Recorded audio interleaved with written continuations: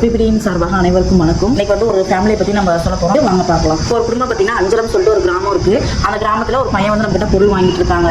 அவங்க family situations பார்த்தோம் அப்படின்னா அவங்க அப்பா இருந்து 1 வருஷம் ஆயிடுச்சு. அந்த பையனுக்கு வந்து பார்த்தீங்கன்னா 3rd ஸ்டாண்டர்ட் அந்த பையன் வந்து படிக்கிறாப்ல. அவங்களுக்கு ஒரு தங்கச்சி வந்து பார்த்தீங்கன்னா 2 வயசு ஆகுது. வீட்டில் சம் ப்ராப்ளம், அந்த ப்ராப்ளத்தால அம்மா கூட ஏதாவது பிரச்சனைனால அவங்க அப்பா வந்து சூசைட் பண்ணி இறந்துறாரு. அவங்க அம்மா அது வரைக்கும் வேலைக்கே போகாதவங்க, அவங்க வீட்டில் மட்டும் இருக்கக்கூடிய ஆளு. அவங்க அப்பா இறந்தவங்க என்ன பண்றாங்க, 1 வருஷம் அவங்க வீட்டில் இருக்காங்க. அவங்க மாமியார் வந்து வேலைக்கு போறாங்க. மாமியார் மீன்ஸ் அத்தை. அப்புறம் பார்த்தீங்கன்னா அவங்க அத்தையோட மாமியார் ஒருத்தவங்க இருக்காங்க. அவங்களுக்கும் பார்த்தீங்கன்னா அவங்க ரொம்ப ஏஜ் ஆனாங்க. அவங்க வந்து பார்த்தீங்கன்னா ஒரு 98 வயசு. இப்போ மாமியார் வீட்டில் இருக்காங்க, மாமியாரோட மாமியார் இருக்காங்க, அப்புறம் இந்த அம்மா இருக்காங்க. இந்த அம்மா சரி வேலைக்கு போகலாம் சொல்லிட்டு வேலைக்கு போறாங்க. இவங்க மாமியார் வந்து 100 நாள் வேலைக்கு போறாங்க, சின்ன வேலையை பிழைக்கிறாங்க. அந்த 2 வயசு குழந்தை வந்து பார்த்தீங்கன்னா அவங்க மாமியாரோட மாமியார் வந்து பாத்துக்கிறாங்க. அவங்களும் ஒரு சுகர் பிரஷர் பேஷண்ட். இப்போ இவங்களுக்கு டேப்லெட் மெடிக்கல் இதுவே இவங்க தான் பார்த்தாகணும். இந்த அம்மா வந்து என்ன பார்க்கணும், தன் மாமியார் பார்க்கணும், மாமியாரோட மாமியார் பார்க்கணும், இப்படி ஃபேமிலி இருக்கவங்க எல்லாத்தையும் இவங்க பார்த்துக்கணும், சேம் இவங்க குழந்தைங்களையும் பார்த்துக்கணும். அப்படிங்கிறப்போ அப்ப இந்த மாதிரி ஃபேமிலிக்கு நம்ம வந்து நியூட்ரிஷன் கிட் வந்து கொடுத்துட்டு இருக்கோம். இப்போ நாங்கள் கொடுக்கறது இல்லாமல் நீங்களும் கொடுக்கணும். இந்த மாதிரி ஆசைப்படுறீங்க அப்படின்னா ஸ்கிரீன்ல வந்து நம்பர் இருக்கு, அந்த நம்பரை வந்து கான்டாக்ட் பண்ணுங்க. தேங்க்யூ.